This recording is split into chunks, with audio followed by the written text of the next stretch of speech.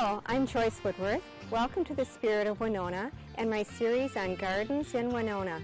I have truly found a Hawaiian paradise right here in Winona, Minnesota. I am walking alongside Jean Lee's house, and in the back of this house is the most unbelievable gem of a garden. Jean's house first appears as a small, nondescript home on Harriet Street. However, as we look closer, we can see a house that looks rather like a Swiss chalet that has been lovingly attended. A white picket fence with splashes of roses stands on one side of the property, and a yucca plant in full bloom reaches up the corner and points to a vine-covered chimney. Even the tree on the boulevard has a story. The purple flowers surrounding it are flowers Jean discovered growing prolifically in Switzerland called Celines. I'm standing here with Jean Lee, the master gardener of Winona, or maybe the master of master gardeners in Winona. Welcome, Jean, to Winona County's first master gardener. And I work at First by Francis normally, and I've been there for 50 years, as long as First by Francis has been in existence. Well, you have a gem of a garden here. Well, since I work inside, I like to have recreation that takes me outside. Well, great. I'm standing right in front of this cluster of birch. Can you tell me about that? I brought those that clump of birch home from the woods 30 years ago, and the trunks weren't much bigger than my finger at the time. They were just little brown sticks, but it's done well and flourished, and it's become a beautiful tree. In the spring, this area under the birch is all tulips, jonquils, and so forth, but you have to leave the grass on the bulbs, otherwise they won't bloom next year. So the hostas come up and hide all that, so it's a good combination, hostas and tulips. You have plants here that I have never even heard of, like this one, for instance. What is this plant? Dorada. I wish that it was blooming. This is the bud. It's dark purple on the outside with a white center, and it's a double flower. And this is the same, only it's a yellow double. And then we have some taro here, a black-leaved taro, and a variegated one, and a red-stemmed one. I'm sort of nursing those along till they get a little bigger, then I'll put them out in the garden. And I love the way you've got the hanging baskets from your birch tree as well. This is sort of my garden in motion. Every little breeze sends the pots moving, and it just adds to the color of the place. Wonderful idea. Tell me about this little thing sneaking out of your birch tree. This is not a birch, is it? That's a chestnut.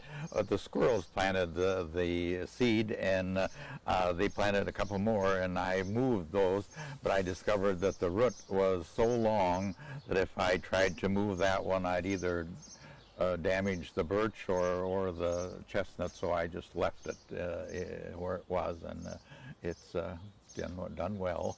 Tell us about this little This is a little spot. tub garden. It's just a whiskey barrel with a few aquatic plants in there, and a miniature water lily right here, and a few goldfish in to eat up the mosquito larvae. And by the edge there's a devil's backbone, this is called, and a crown of thorns.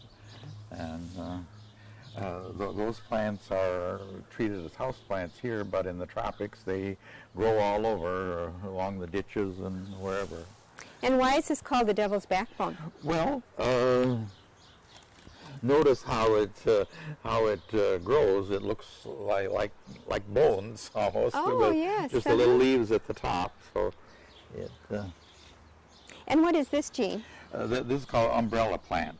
Where they are native in Africa, there'll be whole swamps full of umbrella plants, and it's a favorite food of hippopotamus.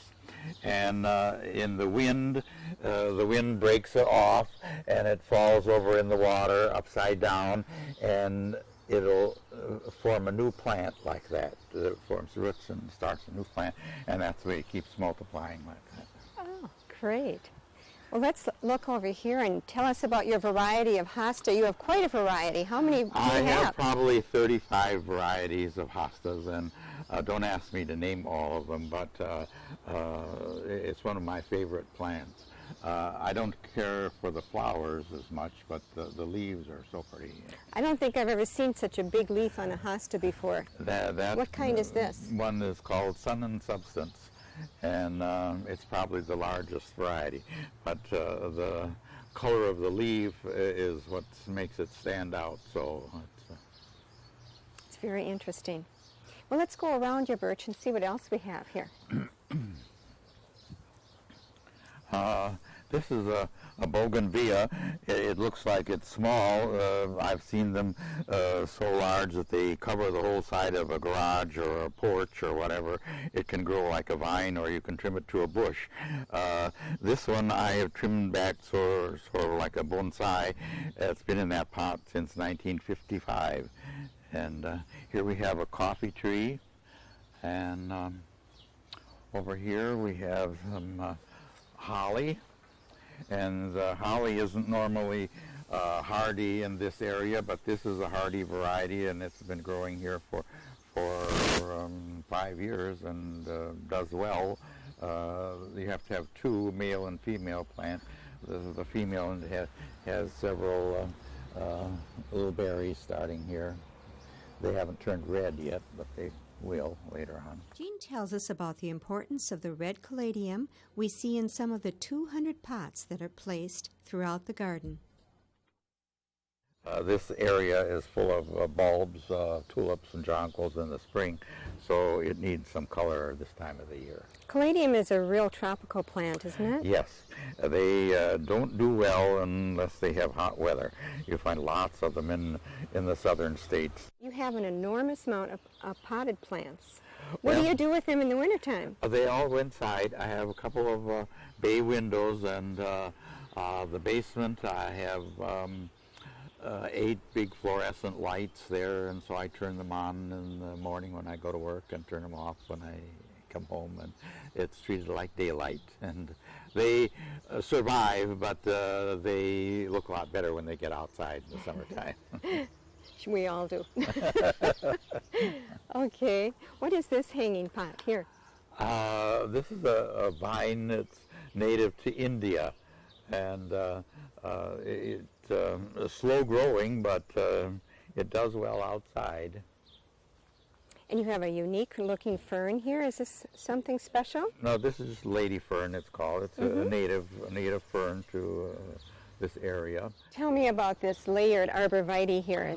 No, this is just a red cedar that came up by itself, and I thought, well, do something with it so it looks a little different, and so I trimmed it with a poodle cut. And what's the tree standing so close to its side? This also was a seedling. It's a mountain ash. It was a seedling from that tree over there. And I intended to twist the trunk around a post when it was younger, and so that it would have a corkscrew shape, but I waited a little bit too long and I couldn't bend it. But it looks like it has a start of a well, that's just some of the roots that are above ground. Okay. All right. And you have a definite little cluster of trees here with several varieties. Yes. There's another magnolia here, and this is a burning bush. It's unique in that it has square stems. I don't know if you can notice it here, but you see the stems are square. I notice. And in the fall it turns bright red. This is my banana tree. This was one of the older leaves that wintered in the house, and it looked kind of dilapidated. But as the new leaves come out, they're nice and fresh, and by the end of the summer, it'll look real nice again. There's new plants coming up around the edge, as you see. What is the plant inside the pot sharing the banana tree's pot? Oh, you have to read sometimes too. That's encouraging. It's an unpronounceable name. Unpronounceable. Okay. But this is horehound. That they make horehound candy out of, but this is a variegated variety, and I just thought it was a pretty contrast there. Does it smell like a horehound if you take a pinch? Not particularly. Oh, it does, I think. A little bit. Mm-hmm.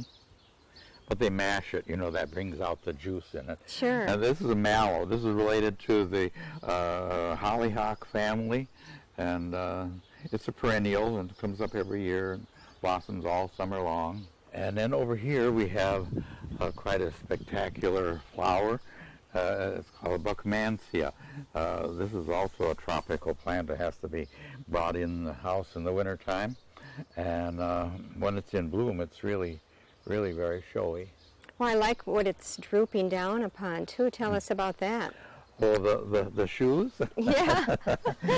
This is a friend's a carpet layer, and so he wears his shoes out on the toes. And so I said, well, when you're through with those shoes, I bony them.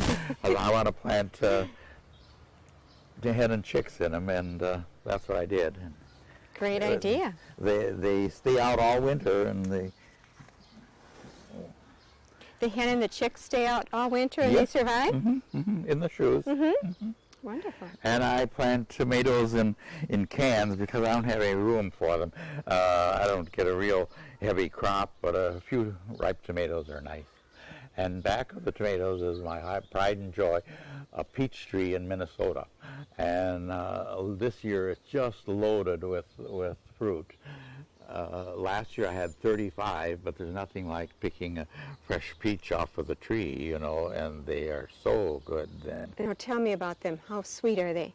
Oh, really sweet. They're not like these hard things you get in the grocery store. Oh, your garden is fabulous. Did you pot this yourself? Oh, yes. Canna, and these are sweet potatoes, 2 varieties of sweet potatoes, and this is Chinese ornamental grass. Will the sweet potato actually bloom in that small pot? Oh, they don't bloom, but they form sweet potatoes.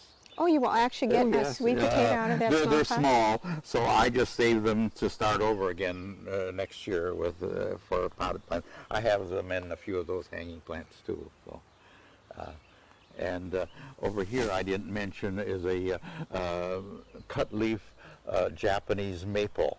And that has been outside for 5 years. At the Arboretum, they have them potted, and they bring them in the greenhouse in the winter. But this one has wintered for 5 or more years, and it was just a little plant about this big when I planted it, so it's done well. It's beautiful. Oh, this is wonderful. Another whole part of a garden.